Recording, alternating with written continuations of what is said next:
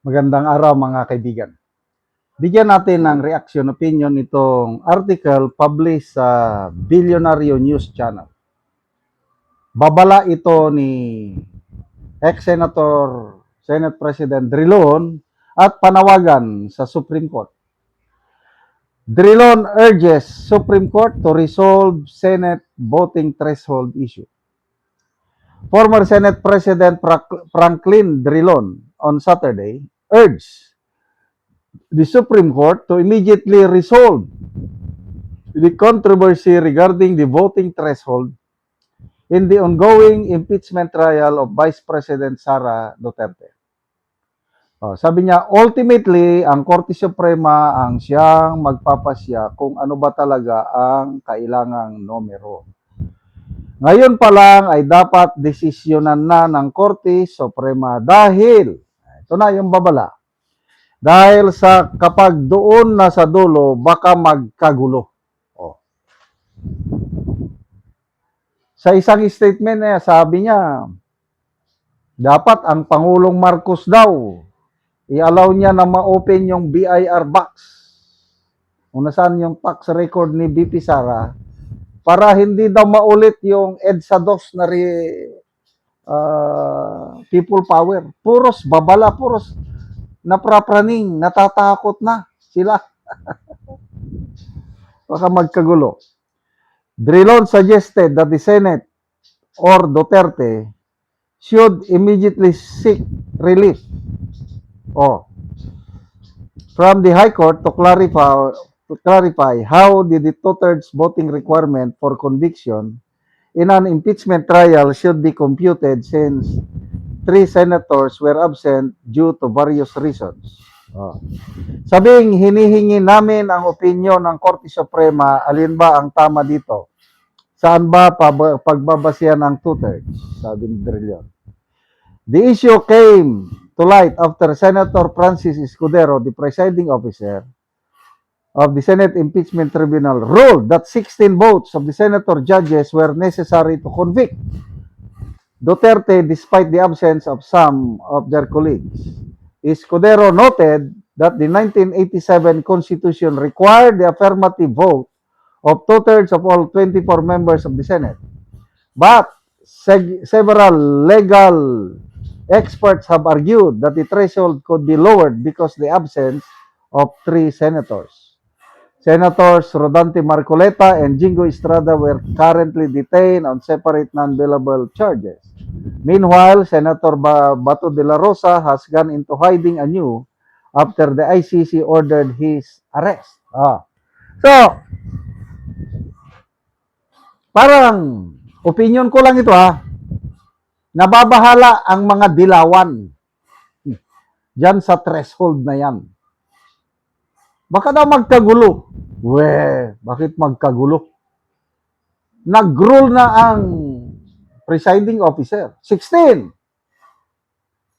Sinang-ayunan naman nag-agree si Senator Lacson Nag-agree si Erwin Tulfo, something like that. Si Senate President Gatchalian, siya ang unang nag-post sa kanyang social media account, dapat 16.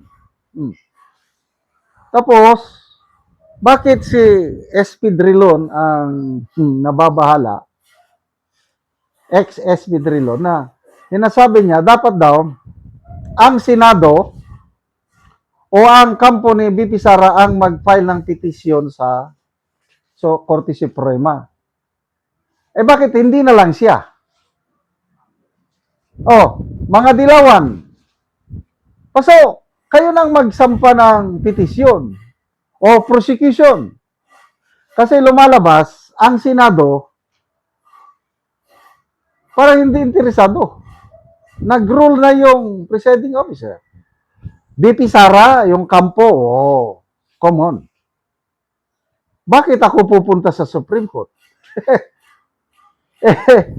Very clear naman sa Constitution na all members of the Senate. Kaya tingin ko, kung hintayin nila ang kampo ni BP Sara, hindi yan magpapail ng petisyon. Senado, sa pagka ngayon, parang wala. Kaya dapat sana, ito na. Bakit ayaw gawin ni Senator, ex-Senator Drilon? Siya ang sabi, magkagulo. Yung isa kong post na nabasa is,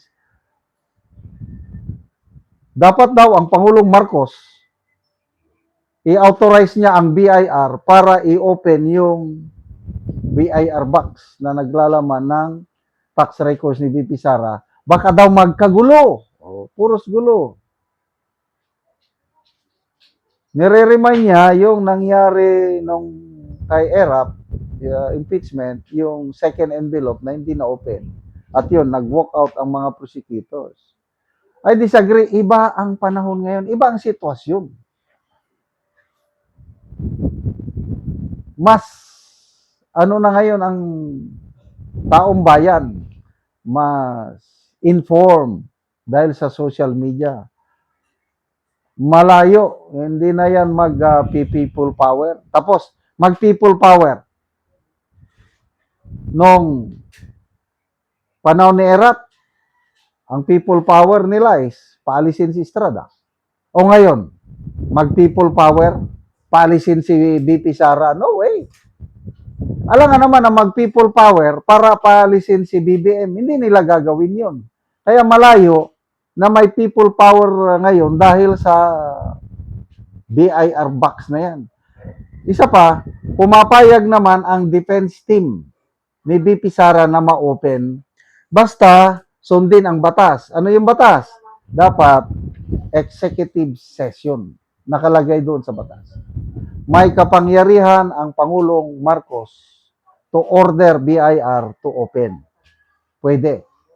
Kaya lang, ang impeachment court lang, ang mga prosecutors lang, defense team lang, ang nandun sa loob. Oh. So, balik tayo sa issue. Ano? Sinong magsasampa ng petisyon? Wala. Adi, kung walang magsampa ng petisyon, as is, 16 ang conviction threshold. Salamat mga kaibigan sa inyong pagsubaybay sa channel na ito. Nakakatulong kayo ng malaki sa tribong Talanding ng Bukidnon dahil ang sweldo natin sa channel na ito is pantulong sa tribo. Namimigay tayo ng libreng yero at pako para makapagpatayo sila ng mas maayos na tirahan. Panoorin nyo ang video na ito. Karon mo na ni ang atop sa balay sa tagaan na Muugiro. So dako na gyud kayo og mga buslot ang iyang atop tungod kay dugay na manggod ning ayero. Mana ni ang iyang itsura. So pambutangan lang gani og mga silupin.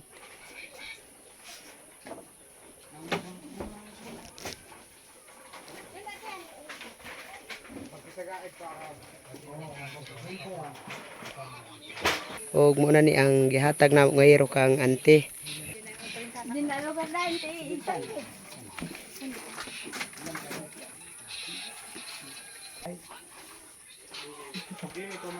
Nagyud ni kada kon sa buslot. So karon ante pila naman ni ka tuig ang inyong balay nga inani na ante ang itsura sa inyong atop dako. 30 na ka tuig.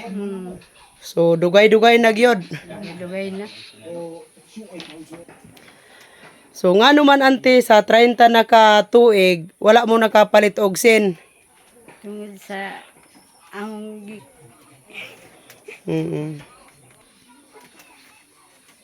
kalisod so igo ra ang amo giipalit sa makaon. So taman ra gyud ante sa pagkaon. Taman ra sa pagkaon. Oo, so naa pa kay estudyante karon ante? Wala. Wala na kay estudyante. Wala. Oo, so pila ka bukle ante ang imong anak? Napulo. Napulo. So asa sila gapuyo? Dinhi. So nakigpuyo lang sila sa inyo. Oh, So lisod gyud. So wala sila kaugalingon nga balay. wala. So nag-usa kung magulan ante unsa man inyong himuon? Kung kuan magulan, wala naman kay kuan naman dako naman kayo ang mga buslot sa inyong atop. Pangita ra may sa dili gag katuluan. So didto lang mo.